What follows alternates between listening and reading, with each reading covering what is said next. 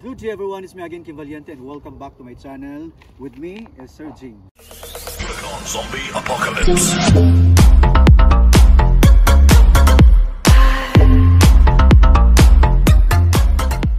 So yun mga kaibigan, actually nag-jogging me. Gikan dito sa highway sa crossing dito sa Fibidec. Tama, Fibidec. And then Pasaka, actually patungas kapoy kayo. So gilakaw lang namo.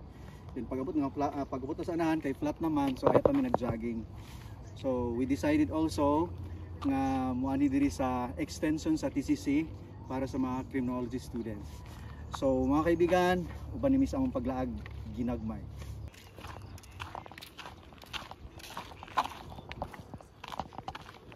Pili ka mo sulod ya. So mga kaibigan, daghan kaayong pangutana nganong diri ang gibutang ang school or building para sa mga criminology students. I guess one of the reasons kay daghan na kay estudyante sa ubos and then wala na kay classroom. That's why the admin decided nga mag-put up their building para sa ila. So every day for sure kapoy kay sila, especially nga katong wala yung mga sakyanan, mag-commute gid sila na uban po mag-backline. Well, it's a good exercise also nga mag-backline kay of course in preparation po sila training. Ano suko man? Sige mag-story ako ha. By the way, for the information of everyone, kaning area to kay katuning area para sa mga kato sa pandemic bitaw. I don't need to mention that kay basig makwanta.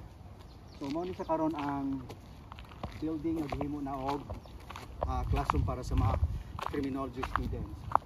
So guys, let's see, tanaw nato and let's discover kung sa kadako ang area. This is our first time nga mag-visit diri sa ilang extension sa ilang school. We are not allowed to get inside there kay na security. Basta mao nang building sa extension sa TCC para sa mga criminology students. Tara. So mga kaibigan, before mi nagkuha nga video, we ask permission kay bata sa banta. Anyway, in the future di ay ibalhin diri ang St. Paul Hospital. Kani I don't know kung pila ka years pero I guess murag 2 years na lang ang kulang kayo. Gamay na po ang kulang. So hopefully mawala na dito ang hospital sa St. Paul. I don't know kung sa buhaton dito. But as of this moment, under na ang construction sa bagong hospital sa St. Paul. And beside that is kani Pwede mato chief? So kanina building, kanina sa nga bagong establishment is let's see kung basketball court ba or cultural center, stage or whatever. So let's go.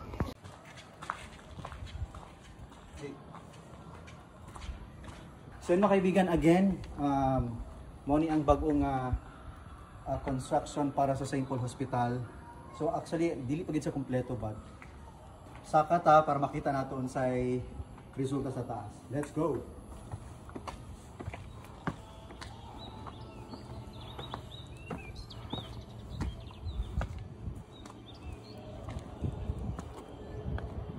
So, ayan guys, this is the second floor of this establishment. Again, St. Paul. So, medyo luag guys, mas nakukit siya dito sa campus.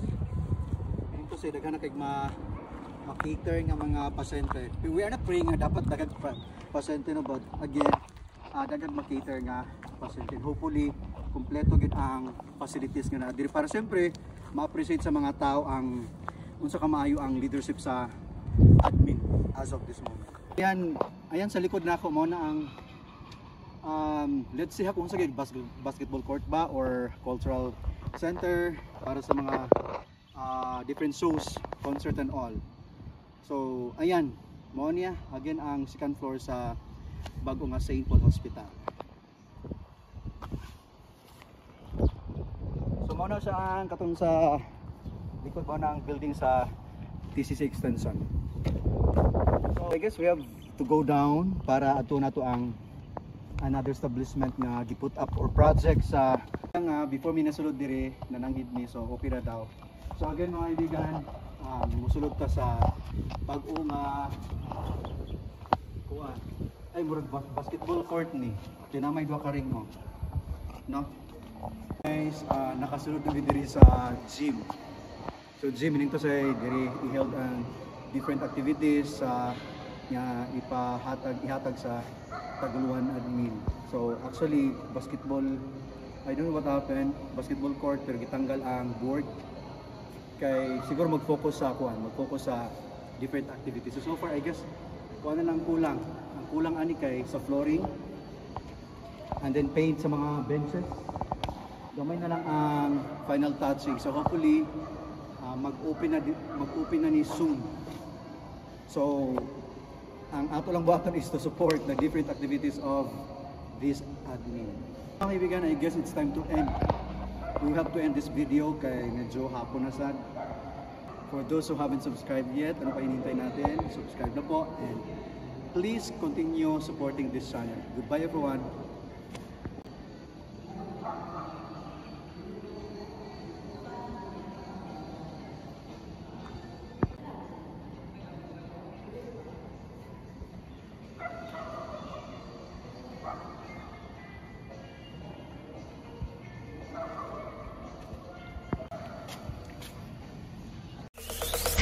Zombie Apocalypse.